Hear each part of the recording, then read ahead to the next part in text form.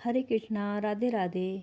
कल हमने कार्तिक मास का 26वां अध्याय सुना था। आज हम कार्तिक मास का 27वां अध्याय सुनेंगे।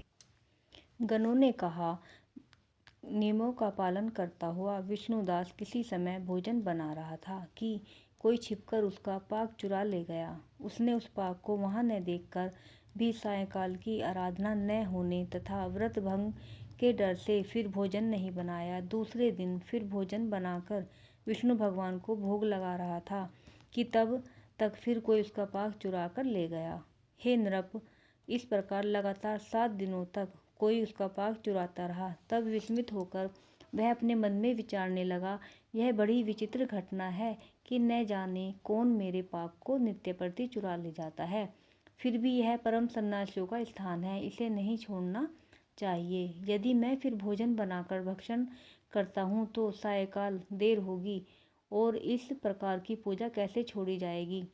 पाक बनाकर तुरंत मुझे भोजन नहीं करना चाहिए, क्योंकि बिना भगवान को अर्पण किए वैष्णव लोग भोजन नहीं करते।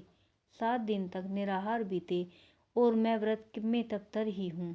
आज भली भांति इस भोजन की रक्षा करता हूँ। यह सोचकर भोजन बनाकर उसी स्थान पर ओट में छिपकर बैठ गया।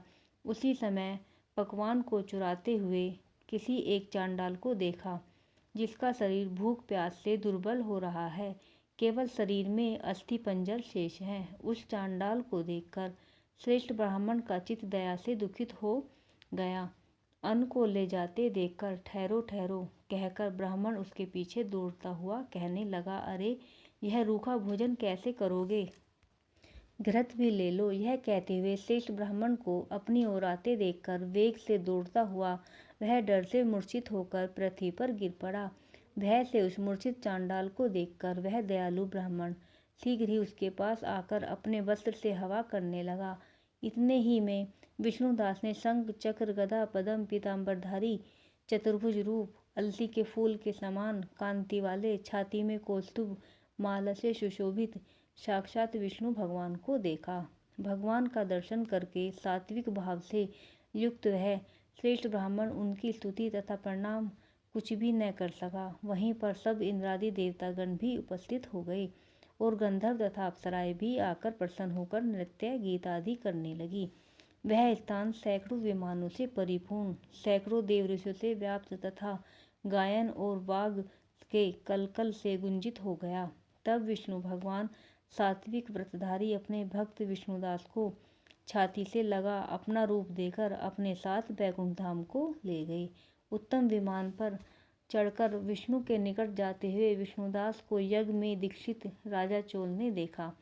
बैकुंठ भवन में जाते हुए विष्णुदास को देखकर अपने गुरु मुदगल को शीघ्रता से बुलाकर राजा चोल ने कहा, जिसकी स्पर्धा से मैंने यज्ञ दान आदि किया है, वह विष्णुदास ब्राह्मण विष्णु का रूप धारण कर बैकुंठ जा रहा है।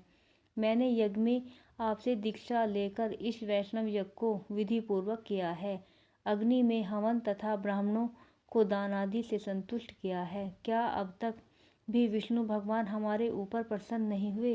विष्णुदास की भक्ति से ही विष्णु भगवान ने विष्णुदास को दर्शन दिया। इससे सिद्ध हुआ कि दान आदि तथा यज्ञों के करने से विष्णु भगवान प्रसन्न नहीं होते, अपितु केवल भक्ति से उनका दर्शन होता है।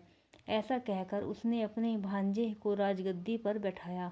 क्योंकि लड़कपन से ही यज्ञ में दीक्षित होने के कारण राजा पुत्रहीन था, इसी कारण आज भी उस देश में राज्य के अधिकारी उसी नियम के अनुसार भांजे ही हुआ करते हैं। अनंतर यज्ञ मंडप में जाकर यज्ञ कुंड में अभिमुख खड़ा होकर उसने विष्णु भगवान को बड़ी शीघ्रता के साथ 3 बार पुकारा, हे कमलापते, मुझे आप अपनी अचल भक्ति दीजिए, जिससे मैं मन वाणी तथा कर्म से सर्वदा आपका भजन किया करूं।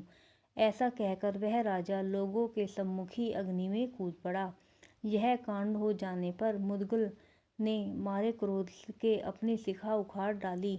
इससे उसके गोत्र में आज भी उसके गोत्र शिखा सहित रहते हैं। इतने ही में भक्त वत्सल विष्णु भगवान कुंड के सम्मुख प्रकट होकर चोलेश्वर को दर्शन दिए और हृदय से लगाकर विमान पर आगे चढ़ा दिए। विष्णु भगवान को आलिंगन करके उसे अपने समान रूप देकर देवताओं के साथ राजा चोल को लिए हुए वैकुंठ को गए। लक्ष्मी के प्यारे विष्णु भगवान ने अपने समान रूप वाले विष्णुदास ब्राह्मण को पुण्यशील और राजा चोल को सुशील नाम देकर दोनों को अपना द्वारपाल बनाया। राधे राधे।